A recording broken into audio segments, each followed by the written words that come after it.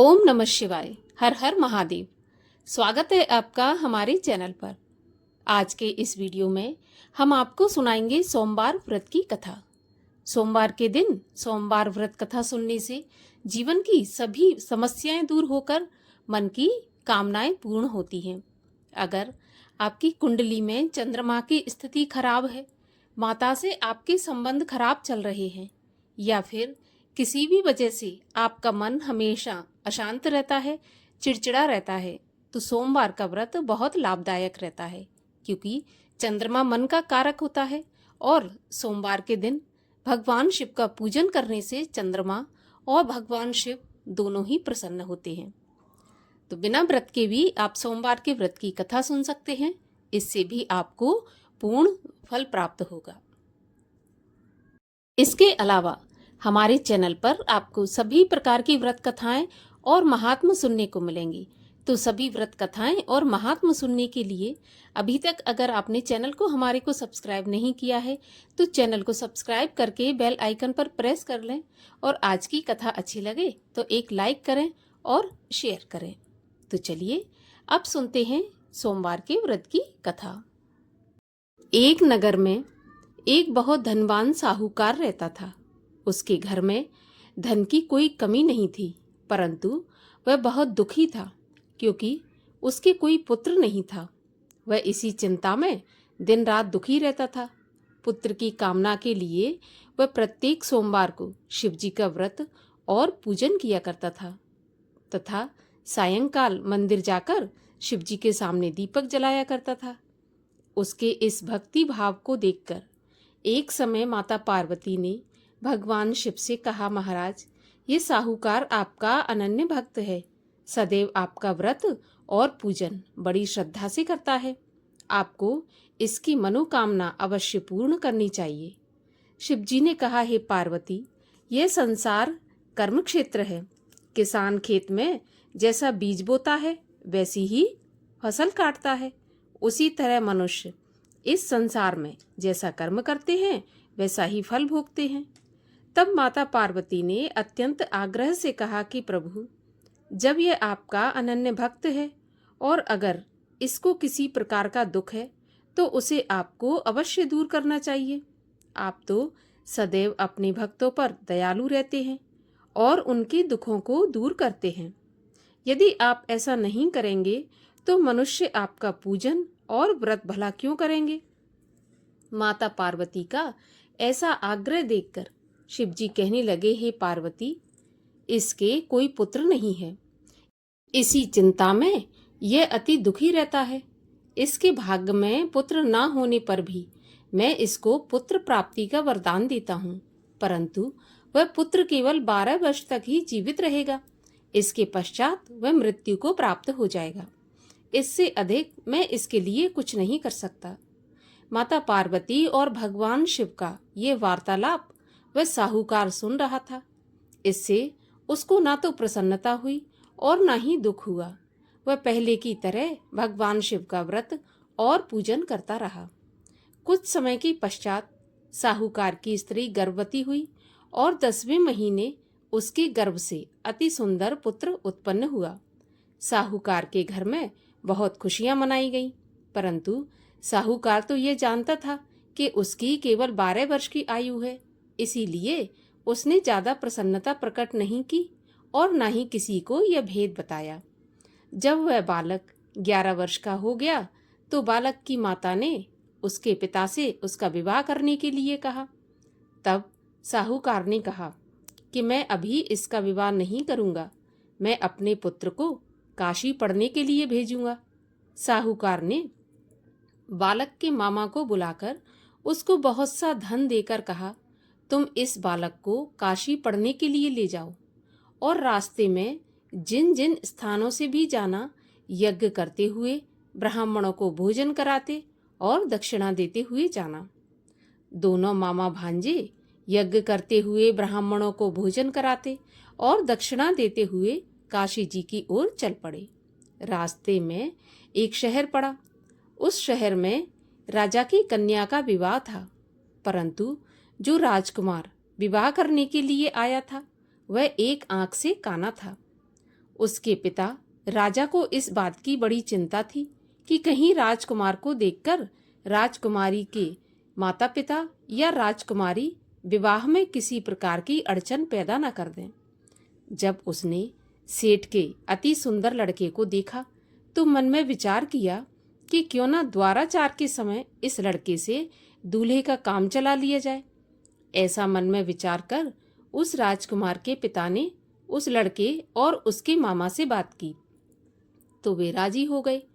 फिर उस साहूकार के लड़के को दूल्हे के कपड़े पहनाकर तथा घोड़ी पर बैठाकर कन्या के द्वार पर ले गए। सभी कार्य प्रसन्नता से पूर्ण हो गए। राजकुमार के पिता ने सोचा कि यदि विवाह का कार्य भी इसी लड़के से करा लिया जाए तो इसमें क्या बुराई है। ऐसा सोचकर लड़के और उसके मामा से कहा कि यदि आप फेरों और कन्यादान के काम को भी पूरा करा दें तो आपकी बड़ी कृपा होगी। मैं इसके बदले आपको बहुत सारा धन दूंगा। दोनों ने इसे खुशी खुशी स्वीकार कर लिया। विवाह कार्य बहुत अच्छी तरह से संपन्न हो गया।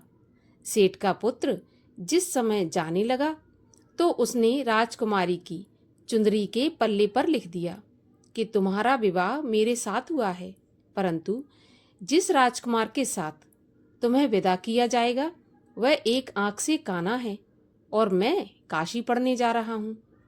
सेठ के लड़के के जाने के बाद राजकुमारी ने जब चुंदरी पर ऐसा लिखा देखा तो उसने काने राजकुमार के साथ जाने से मना कर दिया। उसने अपने माता पिता को सारी बात बता दी और कहा कि यह मेरा पति नहीं है, मेरा विवाह इसके साथ नहीं हुआ।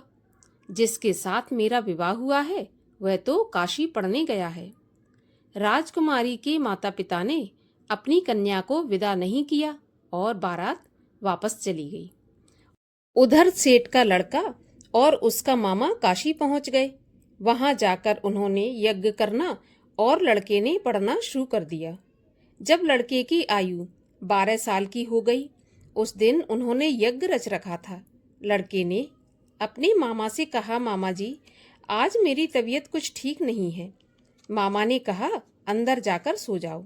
लड़का अंदर जाकर सो गया और थोड़ी देर में उसके प्राण निकल गए। जब उसके मामा ने आकर देखा कि उसका भांजा मरा पड़ा है तो उसको बड़ा दुख हुआ।